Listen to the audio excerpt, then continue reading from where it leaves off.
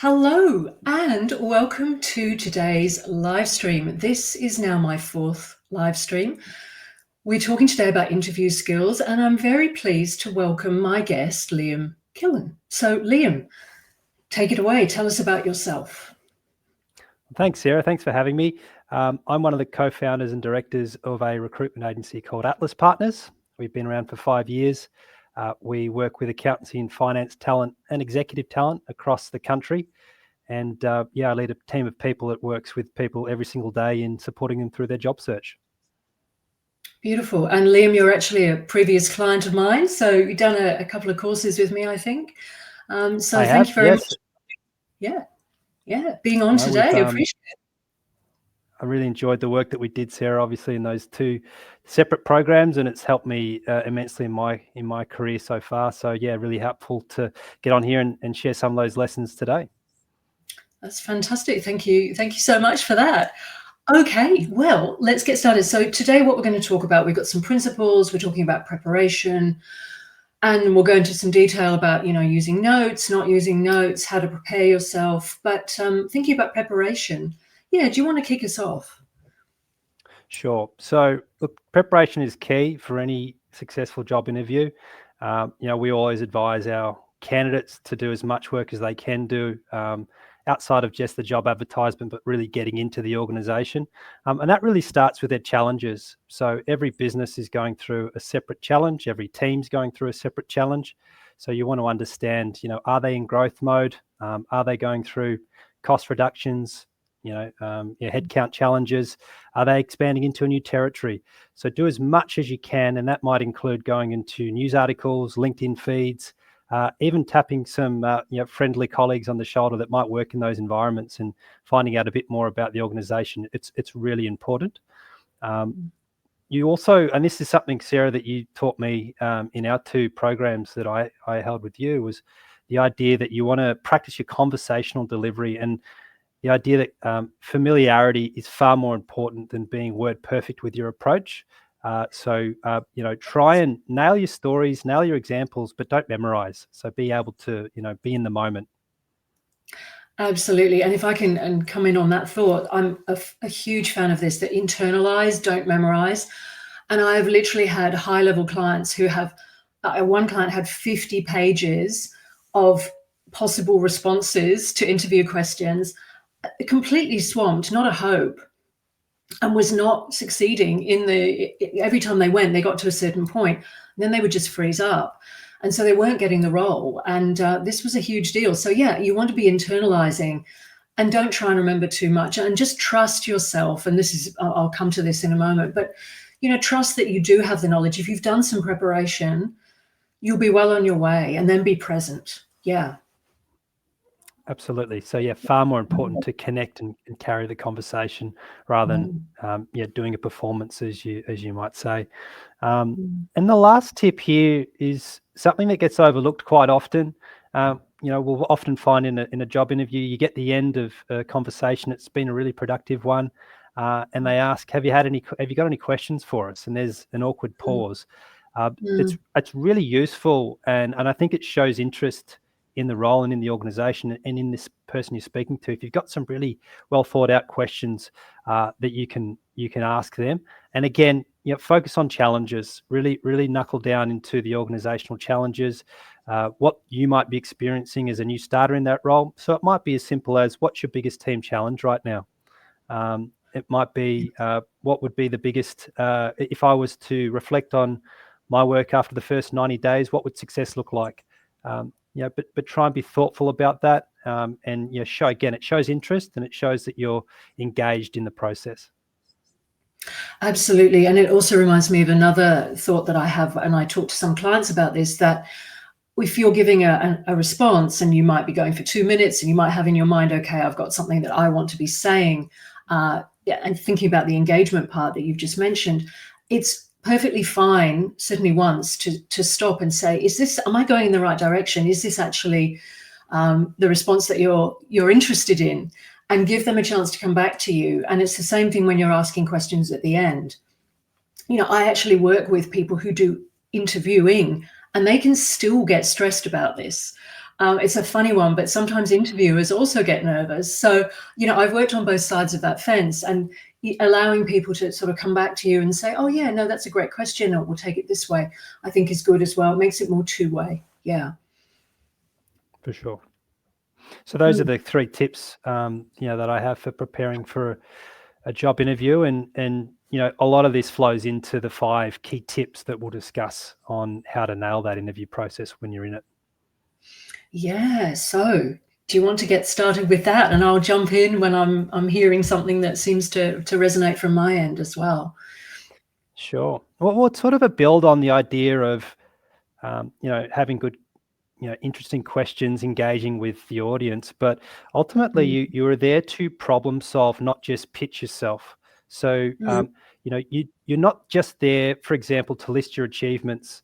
It's really about linking that back to what they're looking to achieve in their organization, in their team. So, for example, instead of saying, I led a team of 6, you might say, I led a team of 6 in reducing the month-end close process from 10 days to 3, thereby freeing up much more time for analysis.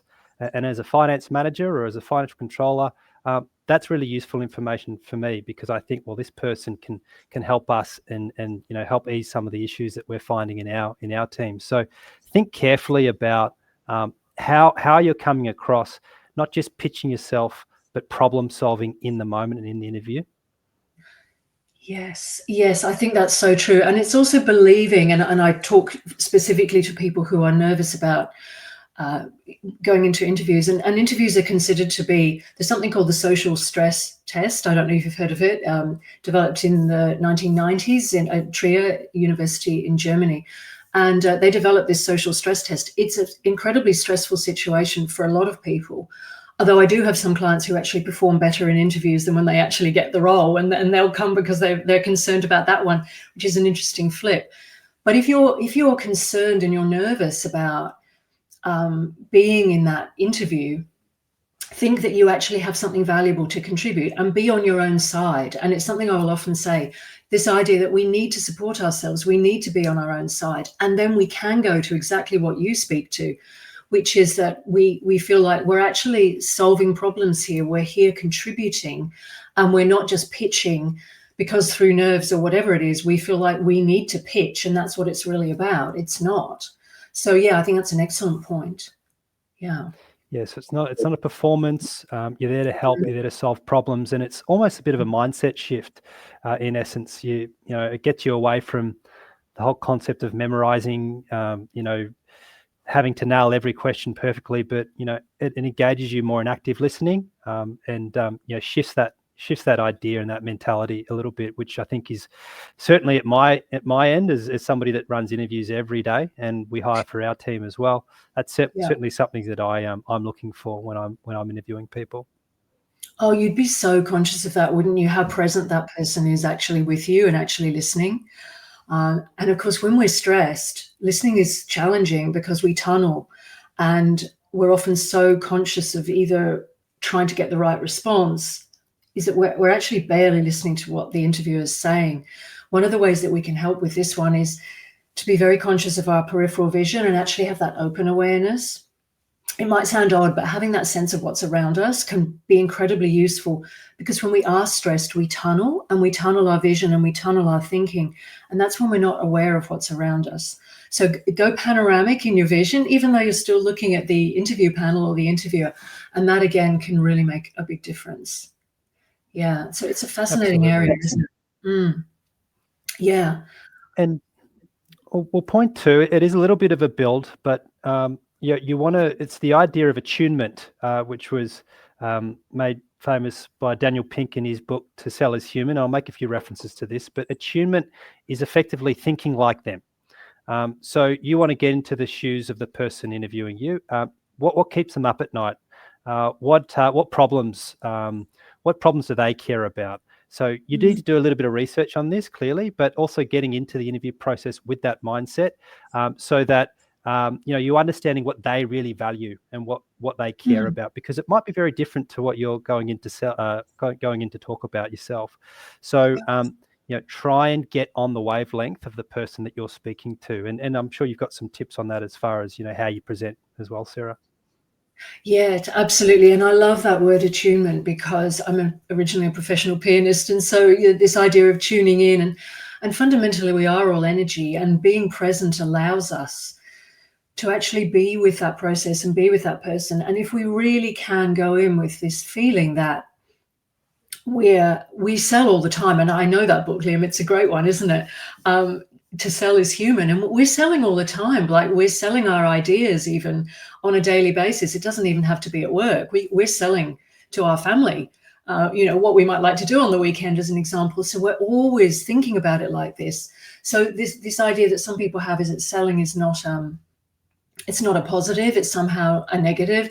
We are selling ourselves, and it's just about going, okay, I'm contributing here. What can I contribute? And again, it will keep you very present and very alert to what the interviewer or the panel is actually asking you. So yes, I think that's an excellent point, and a good book. Highly recommend that one. Yeah, he's got a podcast as well, I think, Daniel Pink, hasn't he? So yeah, that he does. might be. Yeah. Worth having a listen to, for sure. Yeah. Tip 3. So we're working now on the pitch. Now, it's contradictory to some of the things I've been saying, but you do want to be able to have a very clear, again, in the Daniel Pink book, it talks about clarity, but you do want to be able to effectively tell your story in a very clear, concise way. And I love the metaphor in his book he uses. He talks about sharing your career story like a Pixar movie.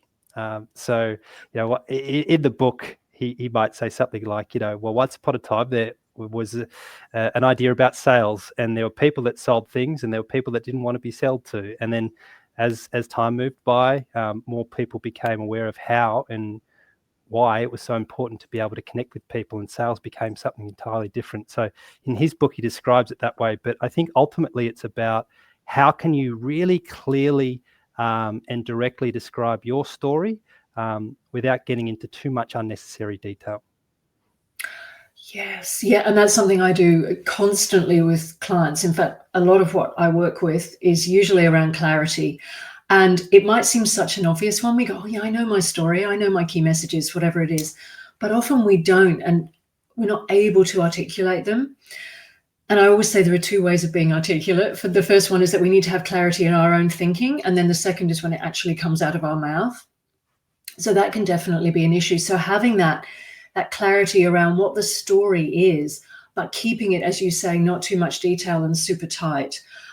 Because when we do give too much detail, and I talk about people being expanders or contractors, a lot of people are expanders. And so particularly if you're nervous, and I note a comment earlier from somebody saying that they think group interviews are even more stressful. Yeah, you've got more eyes looking at you. So it can be really hard to get that happening and feel centered and grounded in that one. But yeah, you want to be feeling like, okay, if I have a tendency to rush or expand, I'm going to breathe, I'm going to feel my feet, I'm going to make sure I pause. And sorry, Liam, I may be going slightly off track to what you were saying here, but I think these are useful points as well to people who do get stressed about interviews, is that, yeah, if you can do a 2-second pause, and I always recommend pause, take a breath, and also if you need to, squeeze your toes. Because if you're interviewed online, or even if you're in a room, people are not going to see your feet, usually anyway. So if you do 2 squeezes, 1 per second, that's a nice length of time to take a breath and really listen and tune in and go, okay, am I talking too much? Which I might be about to do now, actually, so I better stop. But thinking about, am I going into too much detail? Okay, stop talking, which is now what I'm doing. So yes, go, Liam. Not at all. Not at all. No. And it's so important. This links back to the idea of preparation as well. I think one of the things I really struggled with, Sarah, before I started working with you was just the idea of using too many notes and having too much information that I wanted to convey when I was presenting to a room. Yes. There are probably only a very small number of key points that you want to really be able to nail and get right. The pitch or the introduction, if you will, is probably one of those key points. So you might want to rehearse that in the shower, with your partner, with a mentor, with a friend. There might be a few key things that you just want to be able to talk through, that 1, 2, 3 sentence pitch or explainer on who you are, as well as some of those key examples that are going to come up in a job interview. If it's a management role, what's your leadership style like? If it's a project role, tell us about the last project you ran. So being able to understand and articulate those key elements without trying to rehearse the entire interview process is really important. Yeah, it is, because the likelihood of that going well is pretty remote. And especially, I know I work with some clients who, for example, go through like 5 interviews, like things like Amazon or similar. They have this intense interview process that just can go all day. And there's cognitive overload. You're just not going to be able to remember everything. So you're exactly right. And I will say to clients, if I woke you up like at 3 a.m. and I said, okay, what's your opening? How do you want to start this? What do you want to say about yourself? That they could actually tell me that. I also suggest that whether you're online or whether you're sitting outside and waiting to go into a room, you want to have it down on a piece of paper. When I started running workshops and giving presentations, I would, sit behind the scenes and I'd just look and just double check, but I'd also really internalize those messages so that I always knew like the first word of, say, the first 3 sentences. And it just helped me to be able to be in that moment and not freeze. But practice out loud, as you're saying, practice in the shower, talk to in the car, talk to friends, whoever you're happy to, talk to the dog, and just out loud go, okay, these are my 3 opening thoughts as an example, but I'm going to be internalizing, and they may come out slightly differently every time, and that's okay, because otherwise you get thrown off. Yeah. Absolutely. So I'll let you keep going. Yeah, I'm aware of time. Not at all. No, that's tip 3, about sharpening your pitch and getting the important information down right. Often we talk about first impressions. Your pitch is your first impression. Yes. And then the opposite to that is being able to improvise. So tip 4 is about improvisation. A bit of an acting term. And again, in this book, he mentions an organization that issues every one of their new starters with a book on improvisation by one of the big acting schools, because it's seen to be so important. But the best interviews feel like conversations. We all know it. We all know it when we get out of an interview. That felt natural. That felt like a conversation. It didn't feel like a performance. It didn't feel scripted. And that often lends itself to improvisation. Again, this does talk to preparation. So if you've prepared your key points and you really understand and you're familiarized, you've internalized yourself with your content, this point becomes a whole lot easier. Improvisation becomes much more natural. But look, ultimately, being able to think on your feet and improvise, it shows confidence, and it shows and it demonstrates self-awareness. So it's something that our clients are always looking for. Yes, and that's such an interesting point, isn't it? Because I love what you say about it's, to some degree, it's acting. And this word, there's a paradox here, because I'm a big believer in it is a conversation. You're not performing. However, there's an element of performance, and whether that's prepared or whether that's improv, it can be a useful way to learn to think on your feet. But you're still being real. You're still being authentic. And I say that because sometimes I get clients saying to me, "Oh, yeah, but what are you talking about? Improv," or it makes me sound like I'm acting and I'm not being me. You are being you. You're just being a natural you, and bringing out that part of yourself that is perhaps more able to have fun. And I know that might sound absurd if anyone watching this is going, well, how can an interview be fun? But if you were to go in with that sense of, I'm contributing, I have something of value, I know my stuff, I'm willing to take the leap, and I'm willing to engage with you in the moment, that might mean that we're improvising. And that's okay. And improv classes are a great way to improve your ability to be able to think on the spot, because that's not easy at all. And my first thought is always breathe and feel your feet. And they do teach that to actors as well. Yeah. So that's going to help too. My co-director sometimes talks about the taxi test. So we do a lot of meetings in recruitment. We're often meeting with clients all over the city of Melbourne, and he'll say, could I spend half an hour in a cab with this person? And like that's, the pub test, it's another common phrase, but and I think improvisation, being able to connect, being able to carry a conversation, really speak with them as a part, instead of speaking to at them, is all part of that. I love that. And that makes me think of the comment that I make around if you when you walk into an interview, people are going to be looking at you and going, could I work with this person? Do they look like they would be fun to work with? And I'm not being silly about this, because, obviously there are some very serious roles out there, and I'm not being ridiculous about the fun aspect, but the likability thing is so crucial.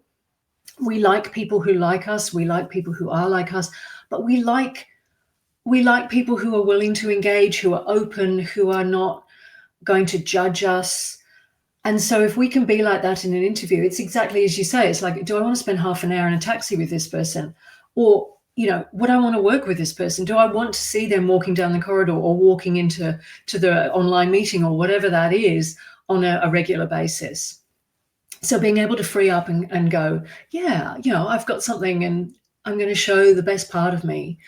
And if you breathe and ground and get yourself ready and prime yourself, then, you can make it work for you. Yeah. And I know I did actually see a comment earlier, which I think it was from Cher actually, saying, if you failed previously at an interview and you're going for a similar role, or indeed you might even be going back to the same organization. Do you have any thoughts on that, Liam? How would you there we go. Yes. Flunked an interview due to nerves, but they can reapply. Yeah. So what would you say to that one, Liam? And I'm happy to comment also. Well, my approach should be trying to be as authentic as possible. So address it, say, look, I'm so pleased that I was able to come back in here. I felt like I didn't, maybe nail that first round. And it's great to be able to talk to you guys a little bit more about how I can add value to your business. But, I think, again, it's about wanting to be as honest and authentic and as connected as possible. So if you feel like it's something that you could have done better in, talk about it, be honest. And you know what? Yeah. We're our own harshest critics. So it's probably likely that as bad as you felt you did, you probably didn't do that badly. And the client or the interviewer is probably going to acknowledge that fact and say, look, you didn't do that bad. That's why you've come back in. That's why I've asked you to come back in. Yeah, that's a really nice one. And I totally would go along with that it's not, we are harsh on ourselves. And also the fact that interviewers, they understand that people are nervous and that it's a stressful situation. So they take that into account. And I think that too is, you can be kinder to yourself, perhaps, if that's a factor. And remind yourself about the things you do well. Yeah, reset yourself. And as you say, you can't have done that badly if you can go again. So yeah, that self-kindness. Go on. There's a fine line between self-deprecation and humility. I think we all want to work with humble people. So if you can get that across in the interview phase, it's you want to balance that obviously with being confident. Yes. But people like hearing that you're self-reflective and self-aware, and you think you could have done something better. But I can tell you, as someone who works with candidates and have gone through thousands of interviews over the last decade, it's often the candidates who feel they haven't done very well who often get asked through to the second, third, fourth round or get the job, and the ones that feel I absolutely nailed it and couldn't have done any better often don't get that kind of feedback from the interviewer. So it's an interesting. Interesting. Yes, that's so true. And there is a fine line. I'm not suggesting that anyone watching this would at any time tip that line over from confidence to arrogance, but there can sometimes be that, oh, look, I know what I'm doing here. And I'm the right person for you. And you really want to acknowledge that. And sometimes that doesn't go that well, particularly I think with Australian culture. I know we have some American people on tonight. Great to see you. I think New Jersey was on. And probably evening for you too. So thank you for being here. I'm aware that there are things going on around that too. So it's how do you get that right? And I also we saw pop up on the screen there from Sherilyn. Thank you, Sherilyn. I walked away from my last interview. I knew I could never work with that person. Interviews are a two-way street. Absolutely. Yeah. So you're interviewing them as much as they're interviewing you. That totally comes into the fact.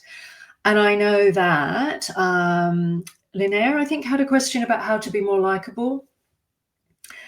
Honestly, it's being open, it's being interested, and it's smiling. Remember to smile. I know when I started doing things online and I was very focused, I still am, but I had to remind myself. My partner actually said to me, "Oh, you've got to smile more. You're looking so serious." I'm like, "Oh, okay. Am I? I'm just focused." And he's going, "I know, but it doesn't look good." So I'm like, "Okay." So big smile, and then that openness we've talked about before, panoramic vision, and just be interested. Be interested in the panel. They're human beings. To sell is human. Coming back to your earlier thought, Liam, we're just all humans doing the best we can. So yeah, it's a big part Yep. of it, isn't it? Yeah. Absolutely. Don't put anyone on a pedestal. Just try and connect. Exactly. And honestly, I've worked with very high level people who are also, they get stressed about speaking, they get stressed about things that are going on in their communication style. And yet others in the organization are going, "Oh, this person, knows everything." That person doesn't necessarily feel like that. So there's no need for that pedestal. But I know that's not an easy thing necessarily to feel in the moment when it's very hierarchical in an interview, and it is. I had a doctor going for a fellowship exam, and he said to me, "Oh, it's like it's being judged by a superior with consequences." I said, "Yeah, that's a really good way of putting it. But you offer something to them as well. Influence begins with Yep. listening. Absolutely. You need to listen Well, first." Yeah. last I'm tip, because I'm conscious of time as well, so I'll get through to, this one. yes, And go. then just as a little offer to anyone who's interested, I'll be putting together a little cheat sheet which outlines these 5 key points and the preparation advice. So, get in touch with me directly if you'd like a copy of that. But the last point is the idea of serving. You're there to serve, not sell. And this is really summarizing the entire mentality shift that you should be going through as part of this process. But it's a really powerful one. So instead of thinking, how can I get this job? How can I help this organization succeed? So again, you're getting into solution mode, you're serving, you're not selling, you're there to add value, you're not looking to prove yourself desperately to the person that's interviewing you. Again, you're there to serve, not sell. Yeah, that's beautifully put. And there is no paradox there for anyone who's been watching and going, "Well, hang on, earlier you were talking about selling." Yes, we were, but through the sense of influencing and persuading people of our own, the benefit that we can bring to an organization. But at the same time, we're flipping that to go, I am still serving. And it's an attitude. It's about that humble you mentioned earlier, Liam. It's about that too. So yeah, I love that.